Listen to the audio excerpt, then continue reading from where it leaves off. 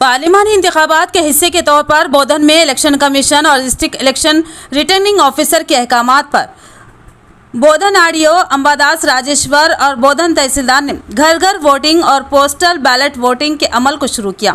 इस मौके पर आरडीओ अंबादास राजेश्वर ने बताया कि 8 टीमों की क़ियादत में 3 और 4 मई को 2 दिन तक घर घर वोटिंग के अमल को किया जाएगा और बोधन हल्के में 234 होम वोटिंग है और पोस्टल बैलेट वोटिंग इस माह की 8 तारीख तक चलाई जाएगी। आरडीओ బోధన్ అసెంబ్లీ సెగ్మెంట్ పరిధిలో నిజామాబాద్ పార్లమెంటు నియోజకవర్గంలో ఉన్నటువంటి బోధన్లో ఈరోజు హోమ్ ఓటింగ్ కార్యక్రమం ప్రారంభించడం జరిగింది।